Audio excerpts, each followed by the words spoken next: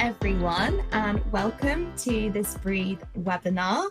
I'd love to introduce myself. I'm Amy, your host today, and I am very excited to welcome you to this webinar that's really focusing on the legal challenges your managers need to know.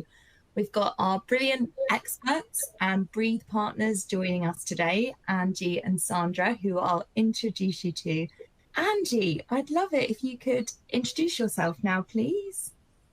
Yeah, of course. So I'm Angie Crush. I'm Head of Employment Law at Omny Law, and we're a Chambers and Legal 500 listed law firm, mainly acting for SMEs, and we deal with all manner of employment law issues. So often we're a sounding board for HR team or senior management, but go all the way through to representation in tribunal hearings and just giving advice on difficult employment situations, often used as an extension of your HR team where you need a legal perspective on something. And so, yeah, that's me. Wonderful. Thank you, Angie. And I just had to show this one as well. Ranked third in Britain for pole vaulting. I mean, we've got to showcase that one. Slightly mad thing to take up. Yes, I had the British champs last week and got a medal, so that was good. Brilliant. I love that. And Sandra, we'd love your introduction, please. How do you follow that? I don't really have any medals for anything. Morning, everybody. I'm Sandra Porter. I'm Managing Director of the HR consultancy, the HR department in Elmbridge. You may well have heard of our brand. We are a franchise of HR consultancies all across the country, really focused on helping small, medium-sized business owners, as per Angie as well. So we are every day, we've got about 250 clients with our consultancy, working with clients across all sectors, all stages of maturity, and all manner of people drama. So yeah, it's lovely to be here this morning. Thank you so much, Sandra. And I don't know about that. Published author, I think that's a big win. Yeah, I've been HR superstar, so published a couple of years ago. So thanks for that. Brilliant. Lovely. So our agenda today, our welcome introductions we've done, and this is just a reminder of the topics pre-webinar when you were in your registration phase that we are going to cover today. And then we'll get to the Q&A at the end. Someone has just asked if the session will be recorded. Yes, it will be recorded. I promise we'll send you the recording afterwards. Okay, first things first. Here we go. Poll number 1. So which topic would you like to hear most on today? What would you like us to focus on? If you choose one of these, we'll be able to keep an eye on answers coming in. So feel free to click away, and then we will bring the poll results up so we can structure the webinar to your needs. I'd love to hear from Angie and Sandra. What are you thinking today? Where do we think this is going to go? Well, my bet's on unfair dismissal rights because, you know, that definitely affects every single employer in the land. So I would imagine that's up there, probably followed by harassment. What do you think, Sandra? Yeah, I think day one right to unfair dismissal is probably going to be top. Bet my mortgage on it. And I think the 0-hour contracts issue probably is more sector specific, because some sectors just rely on 0-hour contracts so much more than others. So I suppose it depends who we have in the audience, really. Great insights there. I can see the votes are coming in thick and fast now. So I'm hoping we'll get to our results page in just a second.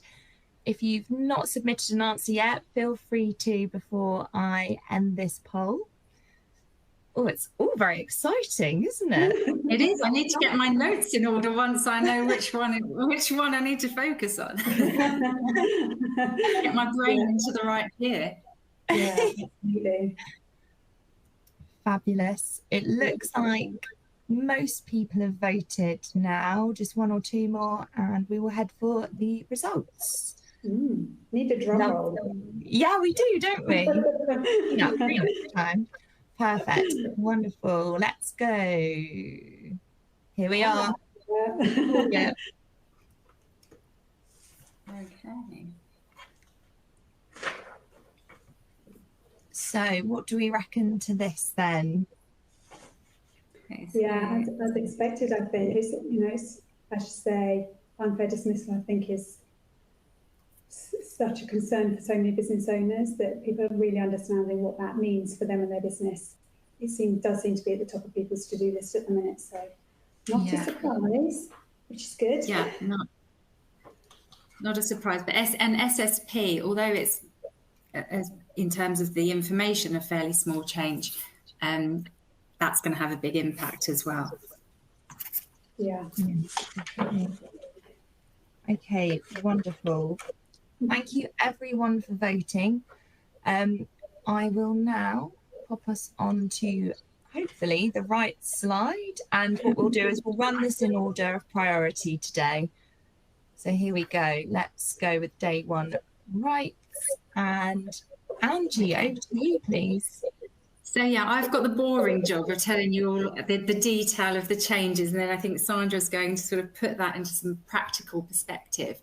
And I thought it might be useful just to give, where we are at the moment with the bill. And also, when we're talking about the bill, we talk about clause numbers in the bill. So if you hear clause numbers, it's because it's a bill. As soon as it gets passed into an act, we're going to be talking about sections. So if you ever wonder why sometimes there's different references, that's why.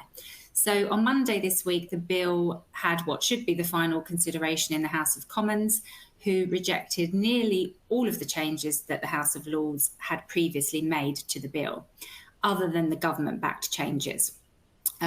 But because of parliamentary convention, it means that we're almost certain that the bill's now going to be in its final format, because convention says the House of Lords will now accept those changes.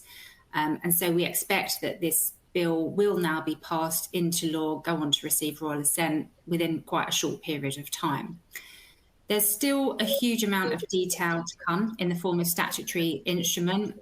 That's the way legislation tends to work these days. It does reduce sort of debate, delay, and ultimately some scrutiny of the finer detail. But it does look like soon we're going to have two Employment Rights Act, 1996 and 2025. So we won't be able to use the acronym ERA anymore, because we won't know which one we're talking about. When I'm talking today, I'm drawing on, obviously, the bill itself, the government's publication, Next Steps to Make Work Pay, because that document is what gives us clues about what's going to come in the detail and the regulations, and also the government's roadmap to delivering change, which sets out the sort of timeline for some of the stuff that I'm going to be talking about. And it's worth mentioning, just the backdrop to all of these changes is that the plan is for tribunal time limits to change from 3 to 6 months in October 2026. So all of this stuff is going to have longer claim periods. So day one unfair dismissal rights in the roadmap, this is due to come in 2027. We don't have a definite date yet. Now, at the moment, with few exceptions like whistleblowing or discriminatory dismissals, Section 108 of the Employment Rights Act 96 provides that an employee can't claim unfair dismissal until they've got 2 years' service. Under the Employment Rights Bill, this qualifying period will be removed, and employees will have the right to claim unfair dismissal from day one, as long as they've started work, which gives around 9 million people, apparently, additional protection. The bill doesn't extend unfair dismissal rights to workers, which at one point there was a suggestion that it would. But if it's coming in 2027, what this means in practice is that the qualifying period is slowly reducing over time. So people who are starting work now will still need 2 years, but people starting work in a year's time are probably going to get those rights after just a year in employment. Now, a specific clause in the bill says that employees won't be able to claim unless they've actually started work, unless the job offer's withdrawn for one of the forbidden reasons, like whistleblowing, trade union activity, etc. And you may have seen, just to clarify what happened with the House of Lords amendment, they tried to amend this to a sort of a right that sort of started 6 months into employment, so effectively reducing the current period from 2 years to 6 months, But on Monday, this amendment was rejected and the government are going ahead with the previous plan. Now, an important part of this reform is the new statutory probationary period, is what I'm going to call it. It's called the initial period of employment in the legislation, but I'll talk about it as a statutory probationary period. We don't definitely know how long it is. The sort of documents from the government indicate this will be a 9-month period. And during this period, there will be a light touch dismissal process, which we think is likely to require at least one meeting to discuss performance issues and an opportunity for the employee to be accompanied. Now, this simplified process applicable in the statutory probationary period is expected to apply where the termination date is no more than 3 months after the end of the statutory probationary period, which means providing you serve notice within it, you can benefit from that special period. And also the reason for dismissal has to be capability, conduct, illegality, or some other substantial reason relating to the employee, which means that it's not going to apply to a redundancy dismissal. So this is an important point. A dismissal during the statutory probationary period will be subject to the normal unfair dismissal test if it was for redundancy. And that means that employees dismissed for redundancy during that period can claim in the same way as anyone else, the same ordinary test of fairness with all of the usual case law principles will apply. So it may affect, employers taking on a role that perhaps they didn't have before and seeing whether it works out or not. We don't yet know exactly what this light touch process will look like. It may be something similar to the old statutory dismissal and grievance procedures, hopefully much simpler. And the government has also indicated that there will be a different compensation regime for employees who are dismissed during this period. And there's a consultation due on this. So potentially the implications in terms of compensation will be different early on. Alongside this reform, employers will now have to give written reasons for dismissal to employees following the statutory probationary period, or 3 months after if notice was served in that period. But it's worth noting that employers can still have longer contractual probation periods, which you might want to have for benefits or other contractual purposes. So, for example, you could still have in your contracts a 12-month probationary period and, they don't get health insurance, or they might be on a lower notice period during that time. So those, are the key details of what we know at the moment. That's the legalities. And I'll hand over to Sandra now to deal with the practicalities. Thanks, Andy. Okay, so you're probably expecting me to say, obviously, we need to be reviewing our contracts and our handbooks or any policy documents that reference the processes we would go through where there are any kind of conduct or capability issues. Obviously, as Angie mentioned, being able to review the contracts and terms and conditions to outline where we may choose to offer benefits at a later point, just to try to minimise cost. Clearly, that's a business decision that every business can now be considering. How are you going to reframe your terms and conditions to be compliant, but also kind of thoughtful about the impact to your business? However, I think with this potential change, this really has to start with recruitment and looking at if a business owner is really worried about the impact of losing that 2-year window. Why is that? So is there an issue with the hiring process?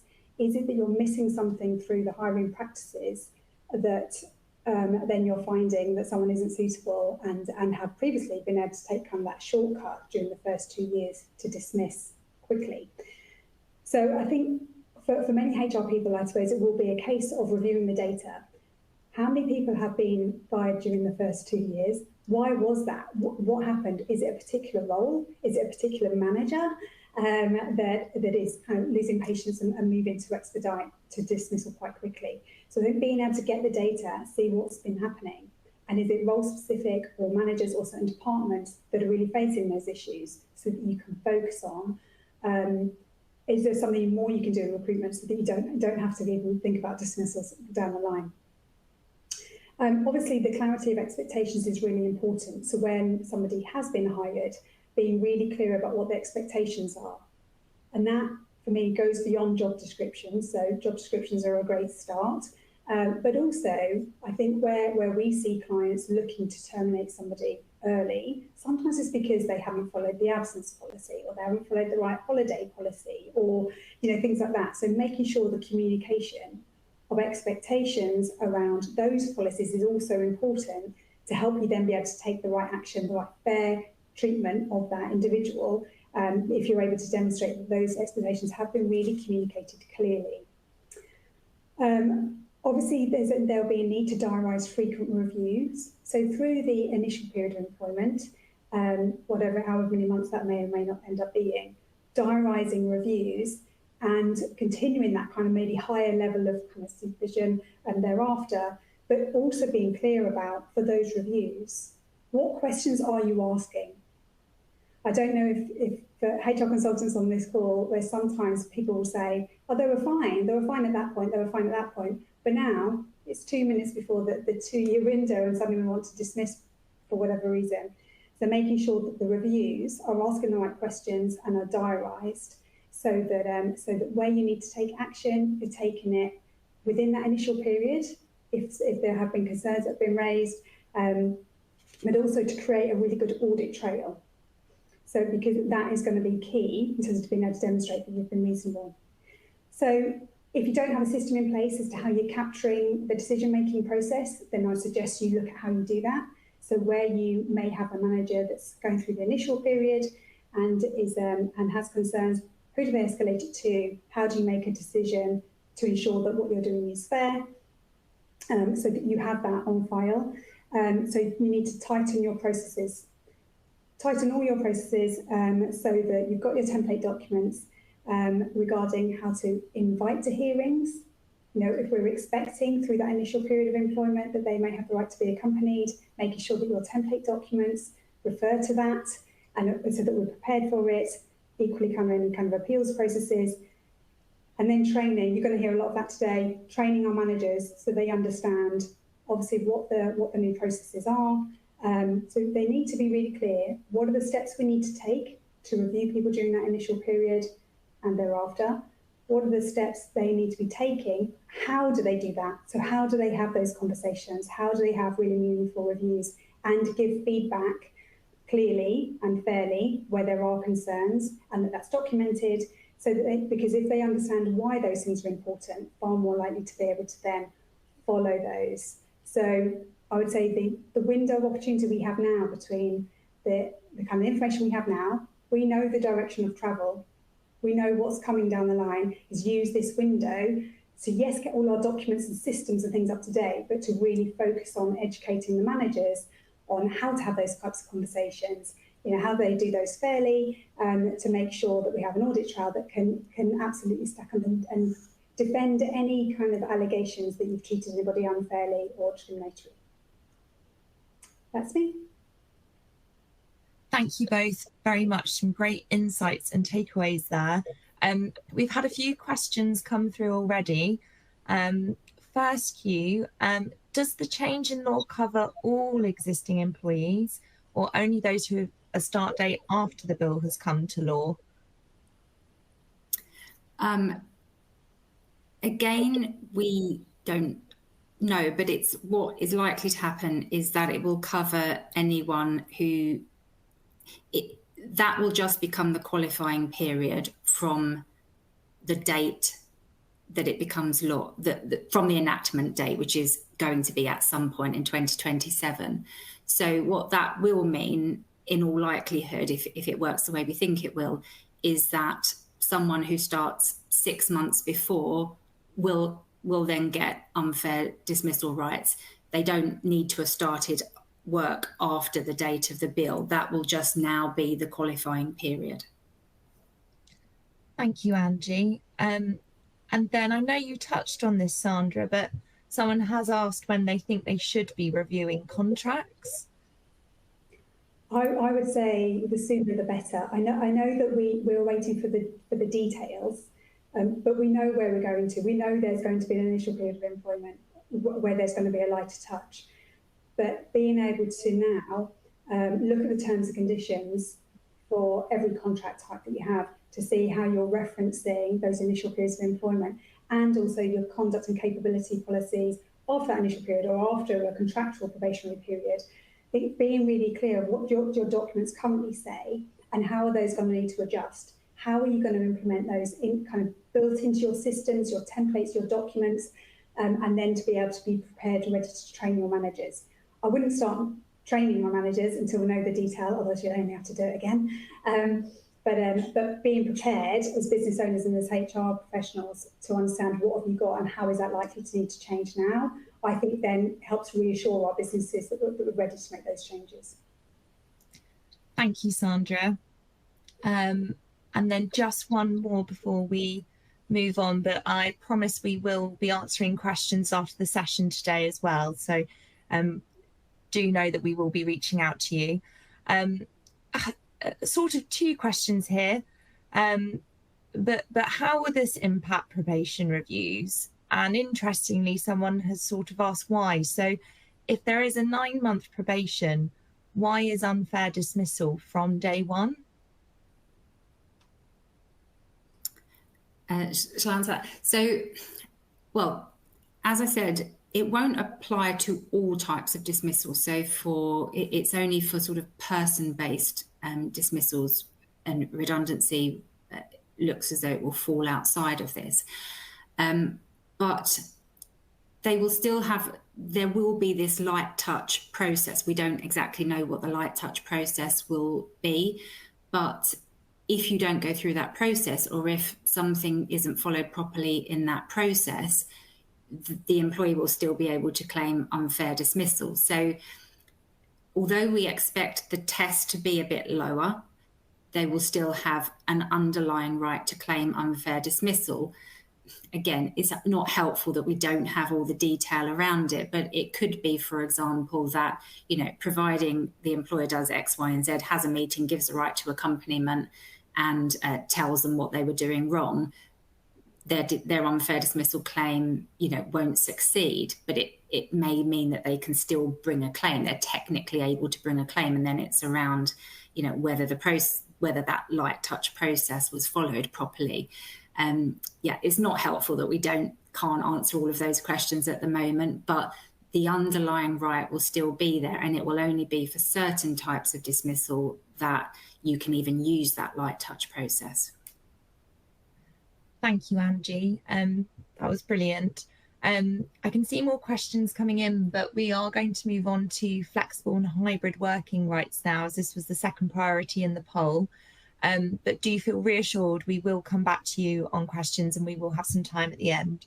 Angie, are you happy to kick us off on the second topic, please? Yeah, so is it 0 hours and minute guaranteed working? That's what I had for it.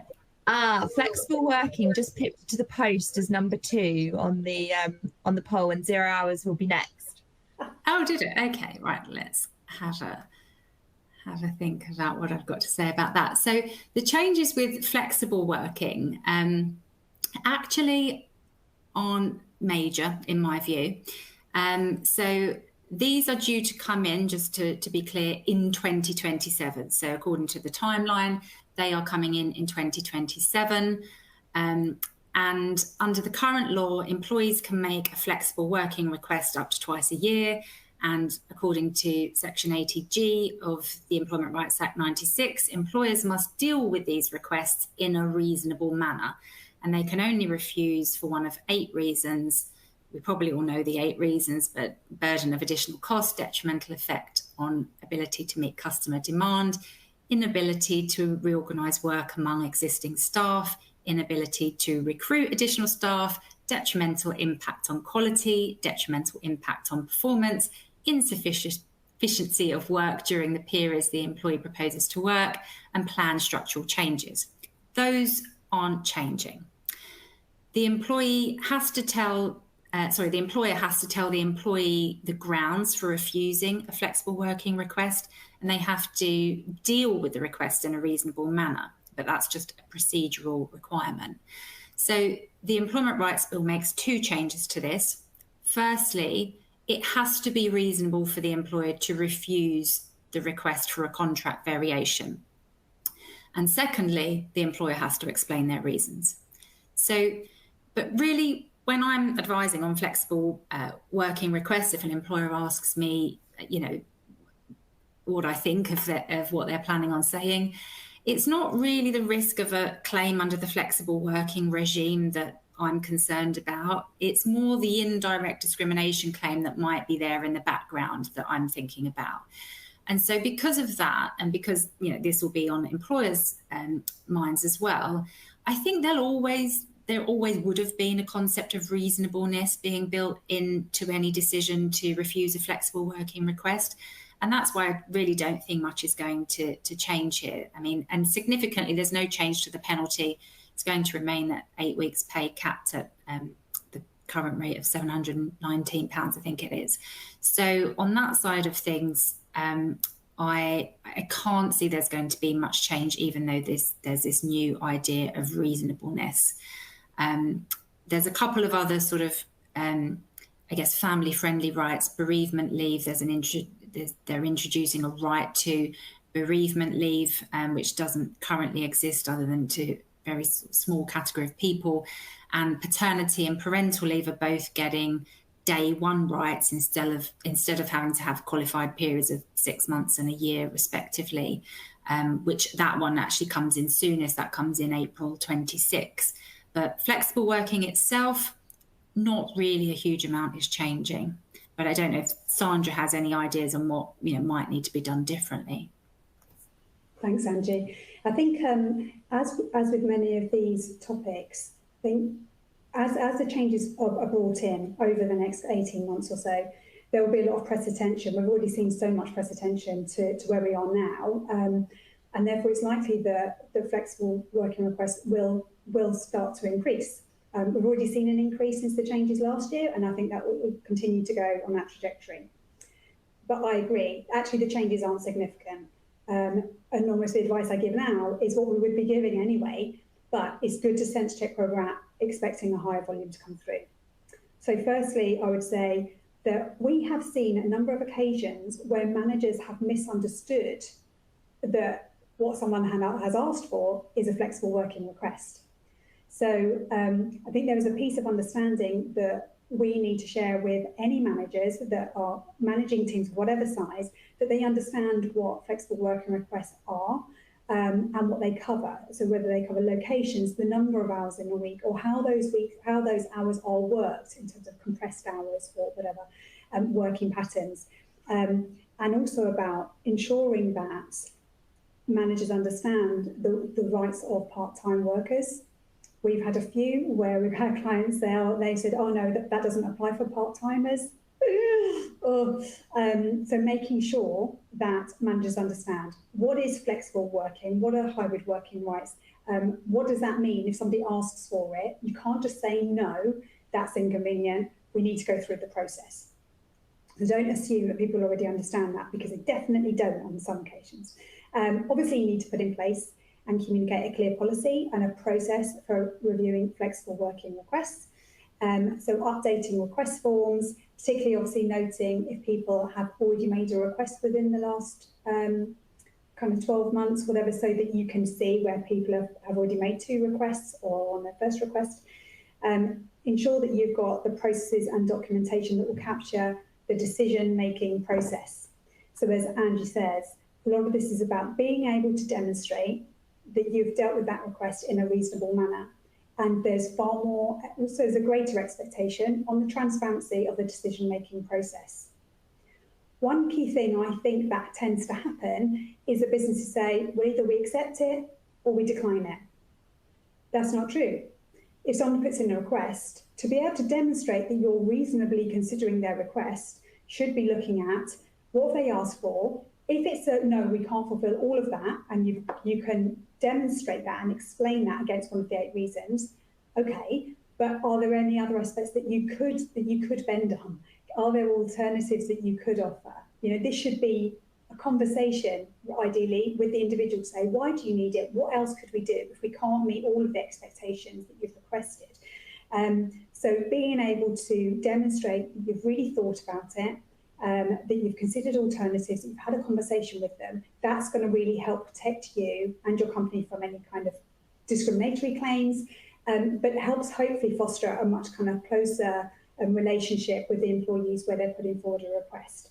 So I would say, think about alternatives as well as just yes or no, and make sure you have the audit trail of what you've discussed and why you've decided that you can or you can't accept the request. So be clear as well about your current rationale for why you may have core working in place or mandatory office working. So you, as a business owner, or your senior teams need to be very aligned on why you have set maybe in place certain core hours or office working, and why that has a big impact on the business. So just shoring up on, is everybody on the same page, probably helps to mitigate issues down the line where one person may say one thing and then somebody else says something completely different. There's two other points I'll just cover quickly. So one is, we get lots of questions around the funding of additional kit where somebody requests to work hybrid. Do they have to pay for kit at home as well as in the office? There isn't a set rule on this currently, but you need to decide as a business what your angle is going to be so that you can apply the same principle to the requests. And also, where you may be reviewing your flexible working policies, making sure that people understand what successful working from home needs to look like in terms of appropriate Wi-Fi, a safe place to work. Have they got an appropriate environment? Can they keep the data secure and confidential? We've had EAs that have been sat at a kitchen table with their housemates getting milk out the fridge behind them. That's not great. So just being really clear what success looks like, what the requirements are, just so that you kind of help the understanding. That's it. Quick run through. Thank you so much, Angie and Sandra. I can see there are a couple of questions. Some of them are fairly similar. Sarah's asked if we already offer flexible working, for example, working from home with later start and leave times.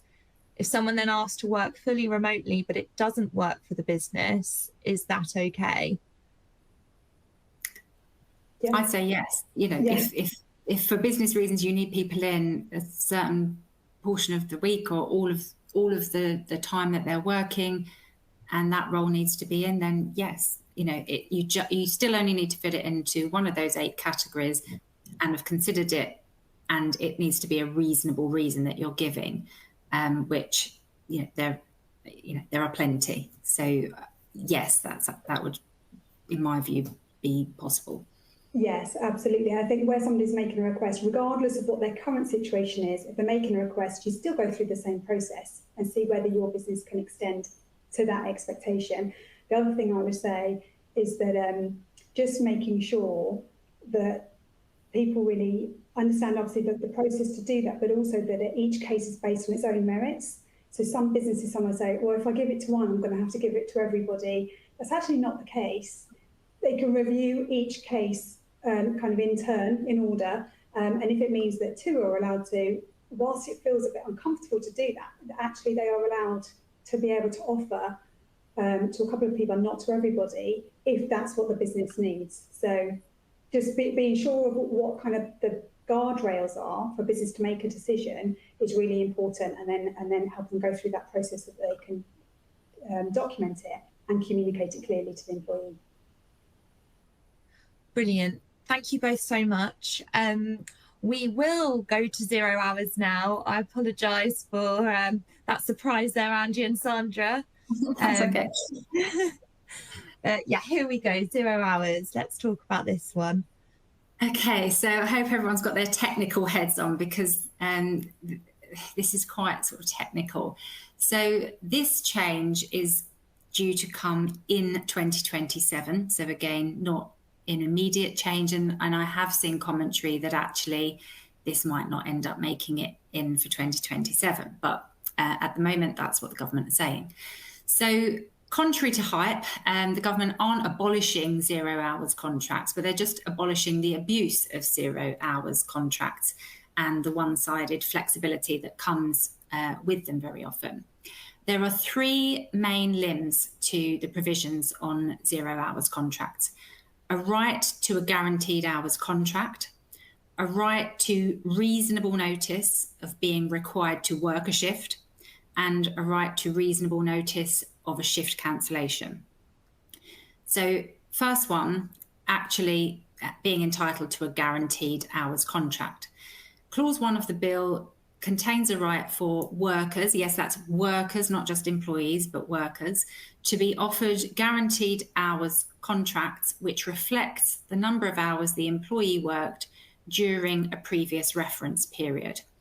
And this contract will need to guarantee a minimum number of hours and therefore pay. The reference period does still need to be defined in regulations, but other documents indicate it might be 12 weeks, so that's what we're expecting. Regulations will also provide additional details around the specific working pattern or days that must be offered, and also how long the offer has to remain open for, but we know that it won't be less than a week. The bill also contains provisions for reviews. So if someone gets offered, let's say 10 hours in a guaranteed hours contract, but then they start doing 15 hours a week, there's a review period built in, and then potentially they will have to be offered another contract which offers them 15 hours, and so on and so on.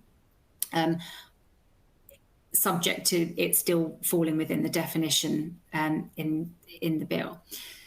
So the House of Lords tried to amend this provision to be one for a worker to be able to request a guaranteed hours contract, but this is one of the other sort of changes that was rejected in the House of Commons on Monday.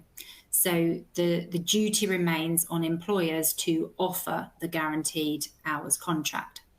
And the terms of the new contract can't be any less favourable than the existing contract. So, for example, an employer can't compensate for having to pay increased hours by reducing the hourly rates, for example.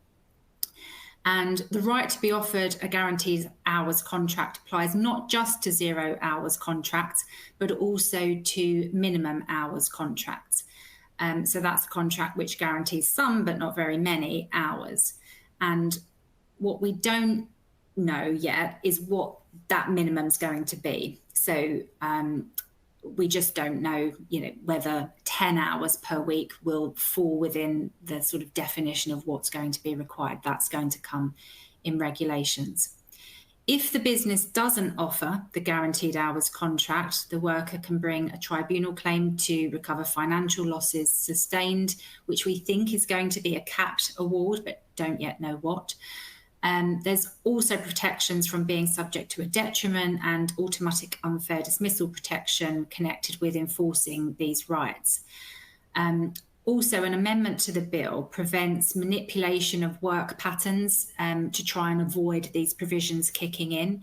So the government are sort of, aware that there might be avoidance measures taken, and they're already sort of setting out that they're going to take a strong stance on that.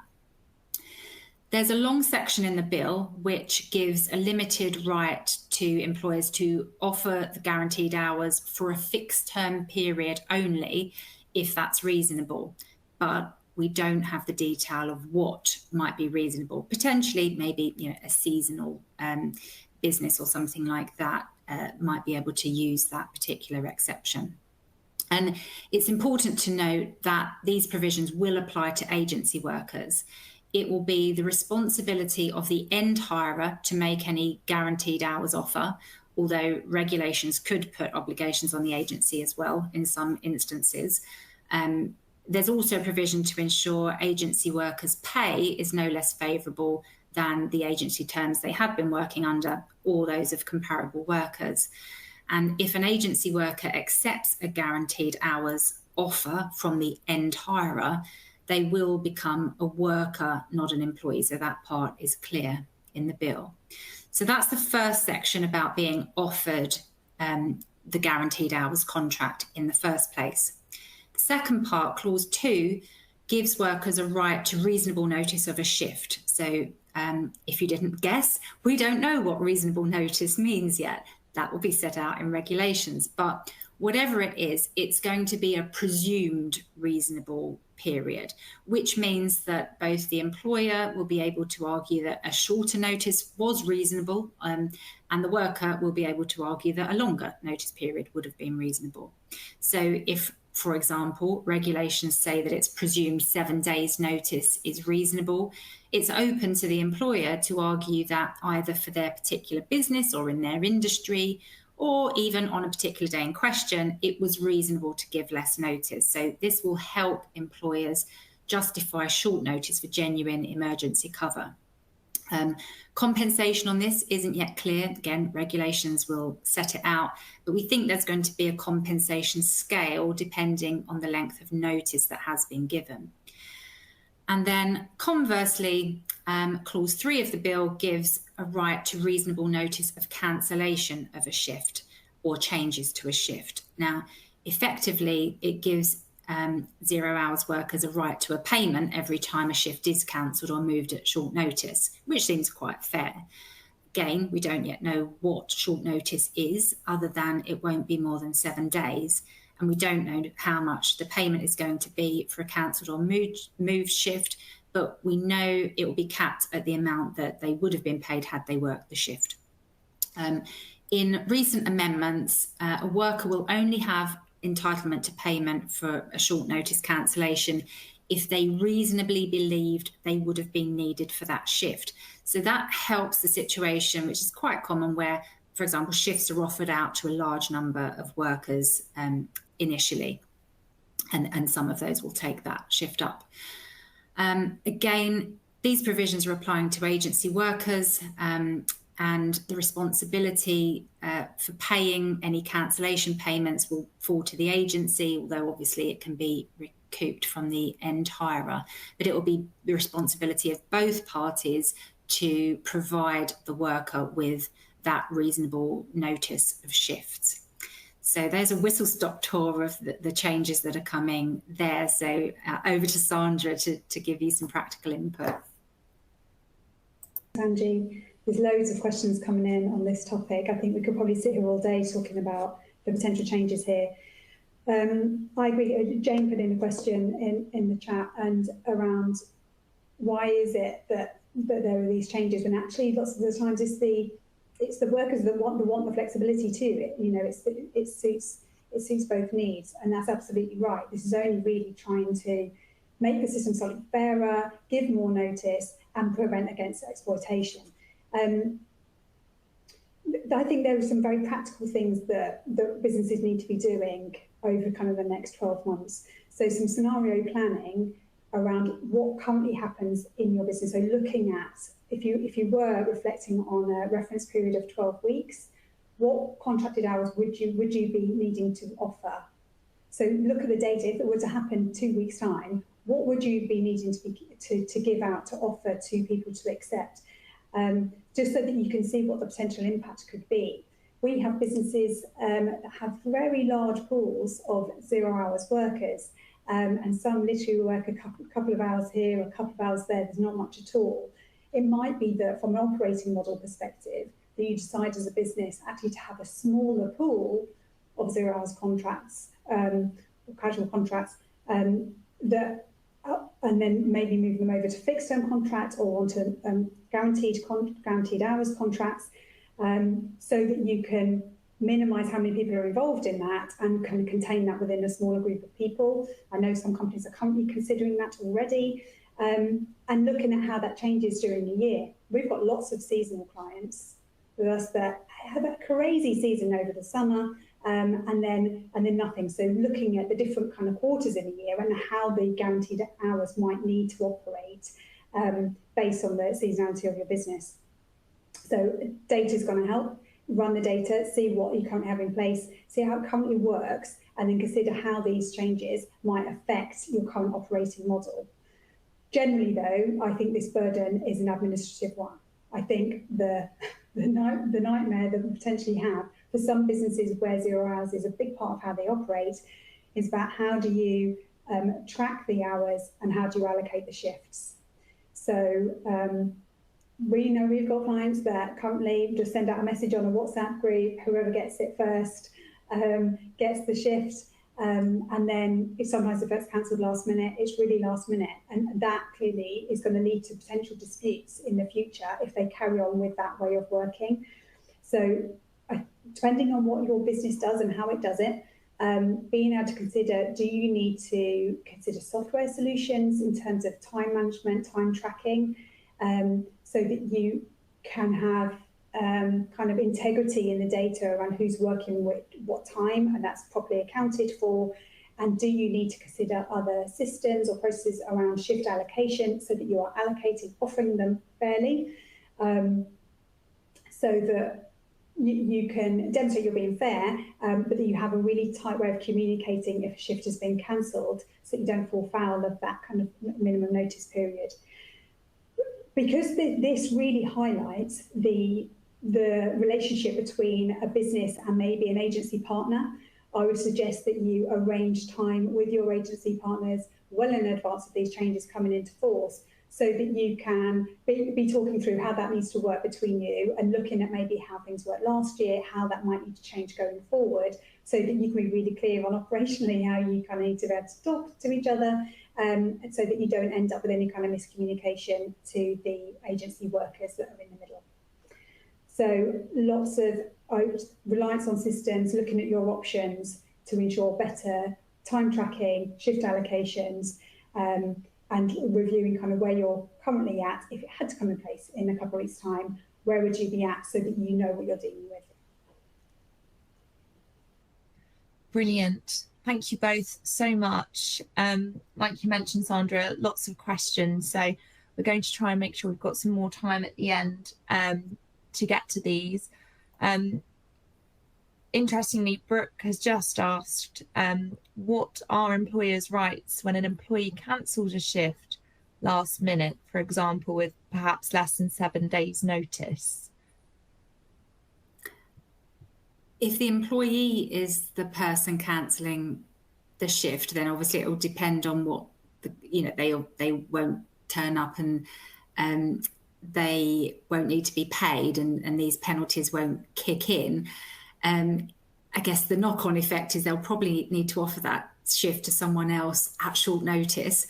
But I think that the regulations that come will enable, that sort of scenario where someone calls in sick or cancel something. That will be a reasonable reason to offer someone else a short notice shift, so they can use the evidence of that cancellation to justify why they've had to offer another shift at short notice. But nothing in here will stop, give the employer more sort of ammunition if an employee then doesn't turn up. It doesn't work the other way. Unfortunately, the worker doesn't have to pay the business for not turning up. That'd be a surprise, wouldn't it, if they put that in? Again, I think that echoes the point around the need for you to be able to demonstrate how the shifts have been allocated, where they've been rejected maybe, and how it's then been offered, just so that you can kind of defend any kind of issues where people are saying they weren't given enough notice. Thank you both so much. We will move on to SSP now. Angie, if you're happy to take it away. Yeah, and there's not an awful lot to say about SSP, but it's going to be a big headache for employers, even though it's only a small change. So 2 changes. These are coming in April 2026. So one of the sort of closer reforms. At the moment, employees have to be off sick for 3 days before they get statutory sick pay, so it's paid from day 4. And when the bill comes into force, it will be paid from the first day of sickness.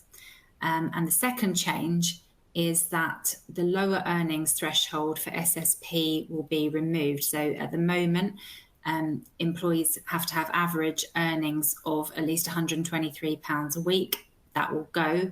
So even those who are potentially, you know, on lower incomes, part-time hours, fewer hours, will all get SSP.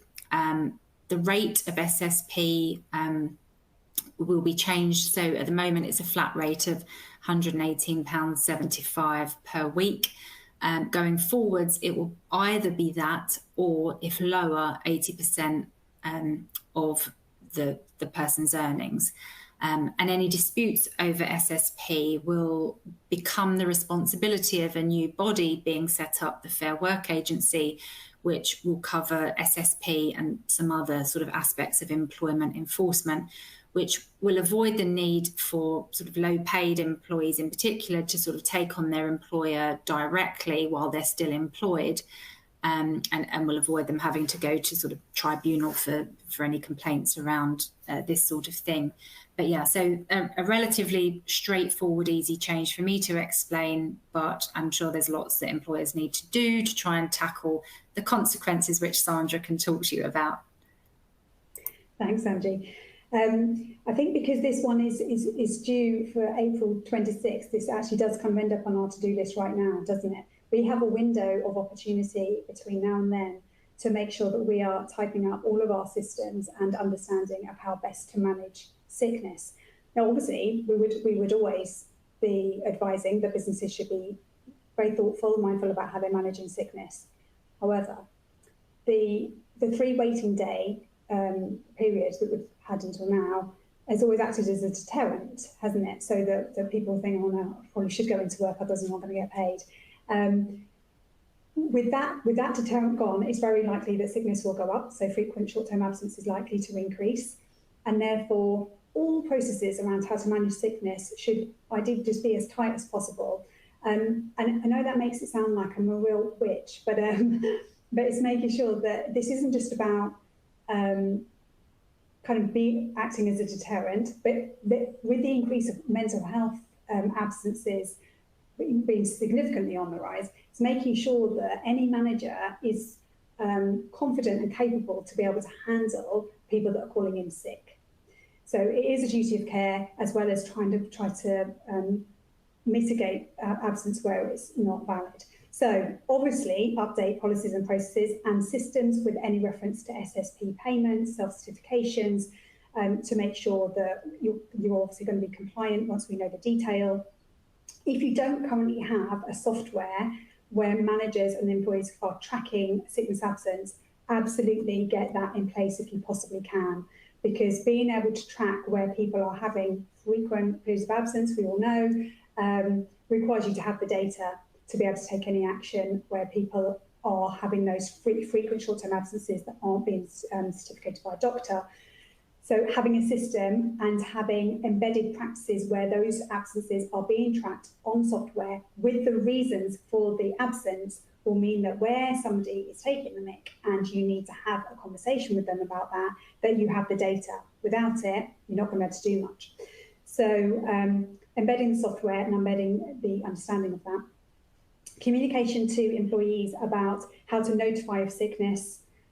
You know, we are always talking to our clients about making sure that that has to be a telephone call. They speak with their manager, they can't Snapchat it, put it on Instagram, send it via carrier pigeon. They need to phone and they need to let you know why they're off sick, that the employees understand that self-certification processes and when and how they need to communicate during the period of sickness. Because it's those types of issues that for all small businesses become kind of real thorns in our side, where people claim they don't know and therefore they didn't realise they were supposed to do X, Y, Z. Strengthen your return to work processes so they can act as a significant deterrent from those that aren't actually sick. If they know they need to come in the next day or have a virtual call and look their manager in the eye and explain their reason for absence, it does tend to bring absence down where those practices are in place. But also, by not having return to work meetings, you could be seen to be negligent if someone has been off with work-related stress or suffering with depression, anxiety.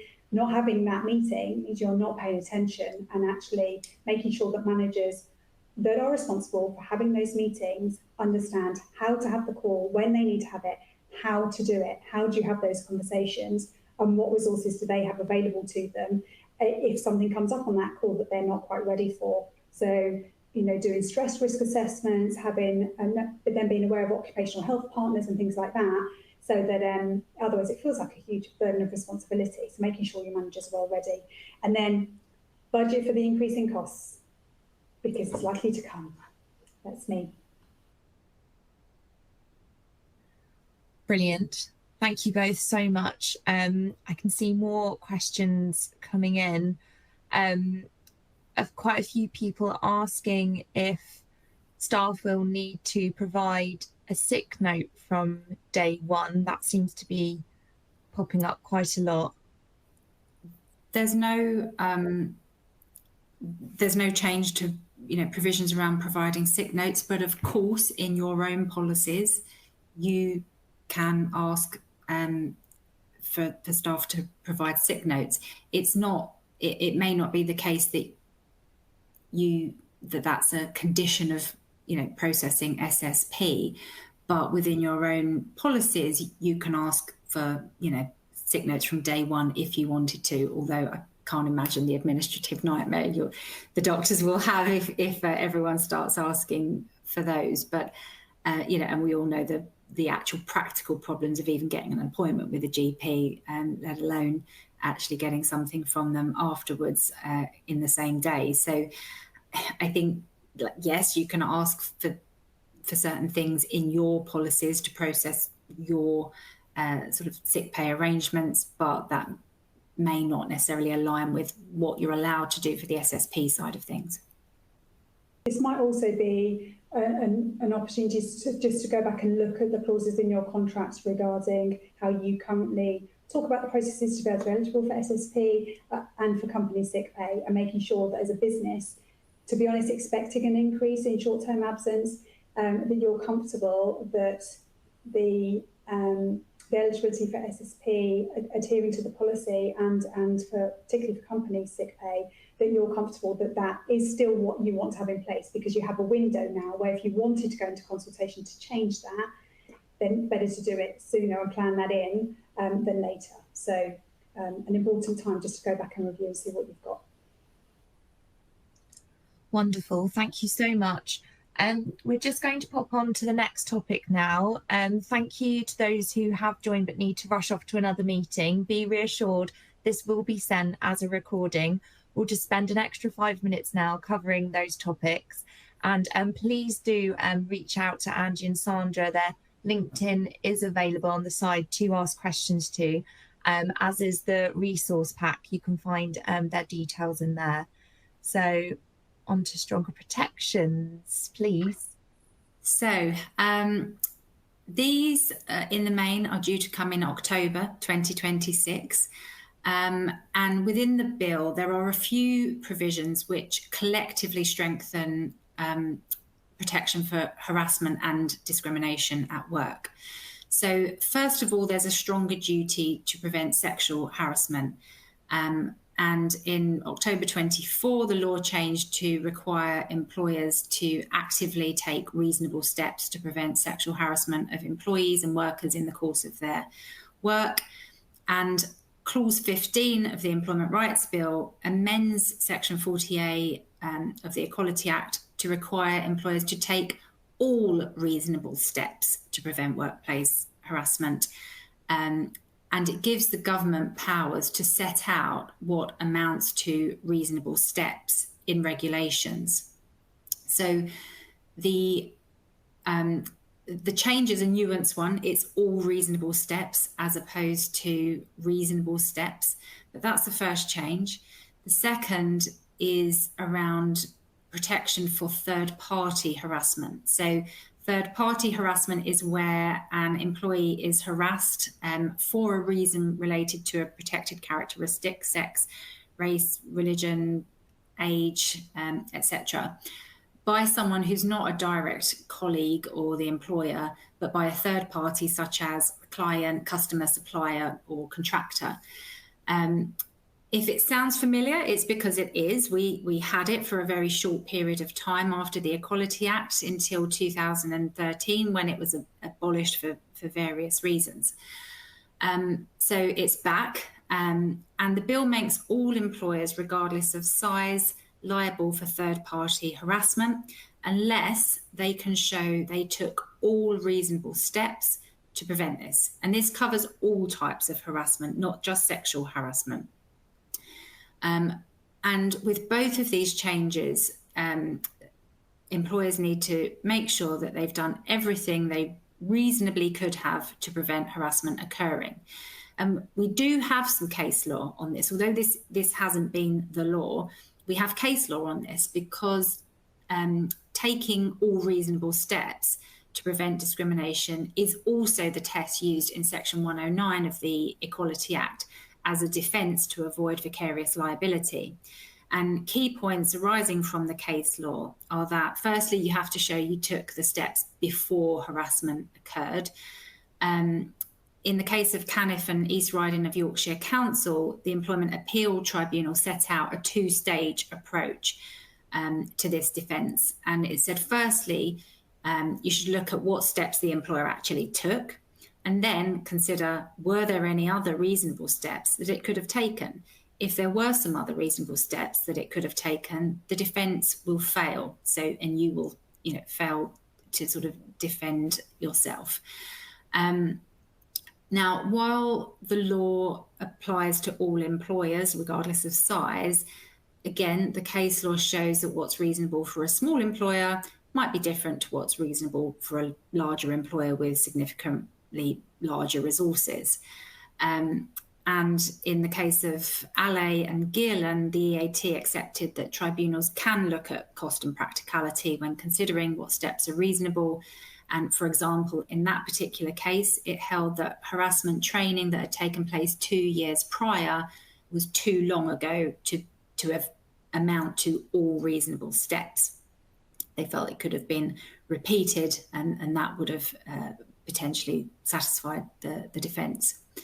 So those are those changes. And then we've got sexual harassment is actually being added to the list of qualifying disclosures under the whistleblowing protection legislation. So although, of course, sexual harassment can already satisfy the test as a qualifying disclosure, it's just being added there now to emphasise. It still needs to meet all of the other tests to be a protected disclosure, but it's being added there so it'll be forefront in everyone's minds. And then final change, so this is an area that wasn't in the government's manifesto or even in the first iteration of the bill, but it was subsequently a government-backed House of Lords amendment. So this is, and I think this is going to be one of the biggest sort of changes for employers, because it says that any agreement is basically a ban on NDAs, in particular in relation to discrimination and harassment. So the bill now says that any agreement preventing a worker from making allegations or disclosures about harassment or discrimination, including disclosures about the employer's response to an allegation, will be void. So it's important to note this doesn't cover allegations around third-party harassment, and we don't have a date for implementation of this yet. The bill says there may be some exceptions, maybe where the employee requests the NDA, but we don't have that detail. But while the intention behind banning NDAs in harassment and discrimination cases is understandable, we really need to think about the unintended consequences, because in my experience, settlement agreements are a form of NDA because they usually include a confidentiality clause, and settlement agreements are used every day of the week by businesses to sort of wrap things up in a tidy way when someone leaves employment. And in practice, many employees use the fact that they're agreeing to keep everything confidential as a bargaining chip when they're leaving employment. And that ability to keep details private can often lead to a higher compensation for them. It gives the employer something they value, and they get a better package. So if that's taken away, I can see that either settlements are going to shrink or just go altogether, because I can't see that many employers are going to want to pay significant sums under settlement agreements if the employee has carte blanche to go and sort of publicise certain details around the dispute. So it may lead to more litigation, more stress, slower resolutions all round. I can definitely see this being an area that lawyers are flexing our brains on to try and find workarounds, because it may well be that everyone would prefer these things to be kept private. But I don't know if Sandra has any additional suggestions on any of these sort of sexual harassment and discrimination provisions. I think this is a really interesting one. I think my top piece of advice would be to think, okay, so say tomorrow morning you get a case on your desk that says that one of your team maybe has been harassed by an employee of your top client. What is it that you're going to be able to prove? What can you say you have done to try to prevent that from happening? And I echo Angie's point, saying that you did training 2 years ago is nowhere near sufficient. This is not this is not one and done. This has to be a continual refresh of people's understanding of what harassment is and when to speak up. So, I think kind of almost doing a war room of, okay, so say tomorrow that happened, what would you be able to do to demonstrate that you have taken all steps, that's a high bar, all steps to be able to prevent that from happening. Things that we are doing with some of our clients currently is undertaking a full risk assessment. How do you risk assess everything around your business, where you might have business events, where people may be traveling, where they may be traveling abroad, where they may be on client sites. What different scenarios do you have? And what can you do as an employer for your duty of care to ensure that they are safe and free from harassment? So doing that risk assessment and engaging, I think, the teams in that process, I think is the start of really helpful conversation to try to think about options you have to try and ensure that everybody feels safe. And if something does happen, or if they have a concern, nothing's quite happened yet, but they're nervous of something, who do they go to? And making sure that people are available. Ideally, maybe a champion or two champions in your business, maybe a female, maybe a male, where they have been well trained in how to handle any kind of allegations like that. So people know exactly where to go and be able to speak in confidence with people where they may have a concern. So risk assessments, absolutely fundamental. If you haven't done one yet, then do one. Make sure that you're adapting routines, any events or arrangements, updating policies to highlight the need to ensure safety. We've got Christmas parties coming up. We always know in the HR world that December's and January tend to be a busy month following many claims of all kinds of misbehaviour at Christmas parties. How do you make sure that you're protecting everybody's welfare? How are they getting to the event? What happens during the event? Access to alcohol? How are they getting home? Are you ensuring that they are safe? Provide the rigorous training, so not one and done, refreshers on sexual harassment awareness, also making sure that new starters go through that, and particularly where managers or people have been promoted into management, that they understand it from a managerial perspective and what their responsibility is in ensuring a safe workplace.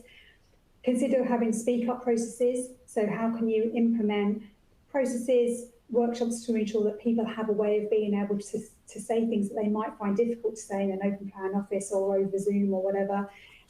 So speak-up processes are becoming more common across businesses so that people can raise their worries or their concerns, whether that's on behalf of themselves or for other colleagues. Just saying we've got an open door policy won't do. So you need to be taking more active steps than that. And then I would say also looking at, from a commercial perspective, looking at the contracts you have in place with your clients, your suppliers, whatever, that reference, so do you need to include clauses that reference what happens if there is an allegation and how would that be managed so that you can have that open dialogue with your clients. We've got hundreds of clients and a lot of my team are out on site often. What happens if there is an issue and how would I deal with that client where there may need to be an investigation. So lots of practical steps I think that everyone could be starting to do now, if not already in place, to really try and be able to demonstrate it. So if the worst happens and you had a case in a couple of months' time, you would be able to really demonstrate that all steps that have been taken. Wonderful. Thank you both so much for those insights and expertise there. I'm just going to jump on a question from Hannah. So all employers, regardless of size, should be ensuring employees have done training around this each year? I think it will depend on the facts of the case, because if you're a business, let's say you have an intake of starters every quarter, doing it once a year isn't going to be enough. So I think it's going to depend on the business that you are. You know, I think maybe you have it as part of everyone's induction. That would be a good starting point. And then at periods thereafter, rather than sort of just annual events, because you may, you know, if someone starts the day after that, they've got to wait a whole nother year to even know about this. So I think, you know, have it as part of the induction, always going to be good. And then periodic after that. And to an extent, it'll depend on different industries and risk and all of those things as to what's enough. I agree. I mean, I think there is a risk that people could end up working for an organisation for quite some time before they have that training, unless you make it a mandatory part of someone's induction processes. So I will be recommending to all of our clients that every new starter has e-learning on sexual harassment awareness, and that the certificate of completion of that course is retained on their employee file, which obviously is on Brief. So, and then refreshers, and making sure that if people happen to be off at that time or on maternity leave or anything like that, you catch those to make sure that you are kind of auditing who's gone through that training, and that absolutely not more than a year has passed before it's kind of been refreshed and talked about. And that can be e-learning, it can be face-to-face, but make sure if it's face-to-face that you have a register of who attended, just so that you've kind of got that documentary evidence just in case. So at the end of the day, employment law at times is a bit of a game, and the winner of the game is who's got the best audit trail. So for all of things, audit trails are king. And the biggest deterrent for employees, very often for, you know, casual banter and these sorts of things, is always in that training to remind them they can be personally named in the tribunal claim for harassment and discrimination. They can personally be ordered to pay money to that, you know, person that's been harassed or discriminated against. So some case examples showing those awards always goes down well, I find. I think my final point on this, sorry, we thought this was going to be a quick one, but also is that making sure that the leadership team are demonstrating zero tolerance around that kind of banter in the office. You know, it's so common we hear, oh yeah, but we've said that for ages and they've never taken offence before. It doesn't matter. Leadership need to demonstrate zero tolerance around any kind of misbehaviour, so that you know, that they are showing to their management team what's expected. And that can feel a bit awkward, suddenly kind of drawing a line in the sand and saying, we don't accept that anymore, but absolutely necessary. Brilliant. Thank you so much, Angie and Sandra, and thank you as well for staying with us in this session. There was so much to cover, and I can still see there's some outlying questions. So as promised, contact details are provided on the slide deck, which you can download, as well as the resource pack. If you're happy to complete the survey, we'll also then be able to direct you to Angie and to Sandra for any advice or support you're looking for right now. I just want to say a huge thank you to Angie and Sandra for joining us as our speakers today. Hopefully you've got many insights that will help you for how you're going to shape the future of your workplace. And just a reminder, you can connect with them on LinkedIn. I have a strong feeling Sandra and Angie will be back for a part 2 at some point. So just going to throw you in the deep end there. No problem. This will be a series with about 18 episodes, I think. Yeah. We'll be on Netflix. Quite right. And so once again, a huge thank you for everyone to joining today. In the survey, you can add topics you'd like to hear more on the future. Someone's just asked, where can I download the slides and resources? It's just at the top right of your screen, but rest assured we can send these to you afterwards as well if you need. So we'll leave it there today. Thank you ever so much and look forward to seeing you again soon. Thank you, Angie and Sandra. Thank you. Thanks, everyone. Bye.